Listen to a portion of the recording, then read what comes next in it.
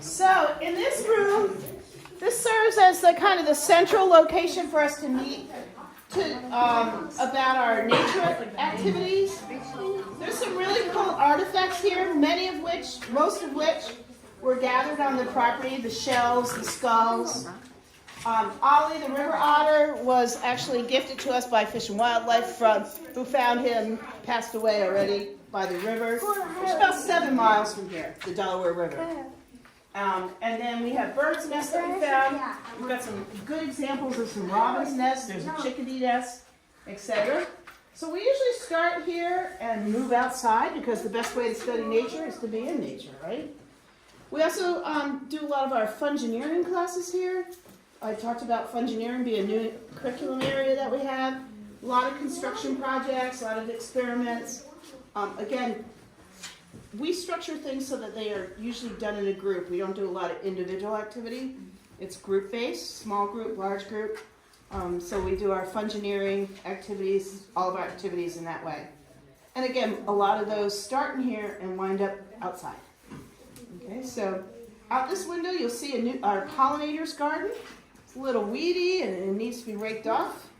We have to wait until we've had 6 days in a row above 60. Do you know why? Why we wait? Anybody have an idea why we wait to rake the leaves? Because there's no eggs. Because sometimes there's eggs and there's larvae in there. You know who might lay eggs in there? Butterflies. Sometimes we'll find hummingbird eggs. So it's really cool. In the summer, when you guys are here, you can look out the window and see hummingbirds, bees, butterflies. They love it because of all the flowers. Okay, right now, all of those that are coming here now are going crazy because there's dandelions. Dandelions are very important food for pollinators. So don't lucky them. I know. So this is our nature center. It was actually gifted to us by a woman named Dorothy Hughes.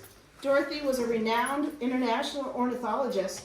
Her picture hangs in the other room. She actually gave us the contents of her home library. She also gave us probably a ton, and I do not exaggerate, of handwritten field notes of years, 70 years of monitoring bird populations. This population, our bird population here, for where we are in the state of New Jersey, where we are in the Northeast, we should have upwards to 18 different bird species.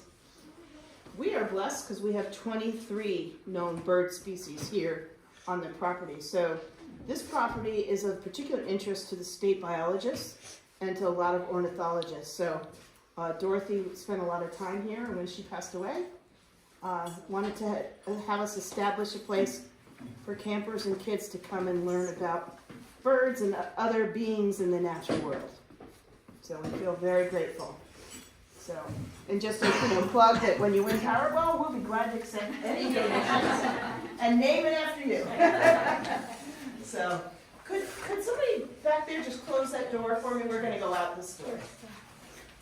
Thank you. All right, and you can just pull this one closed, whoever's last one out.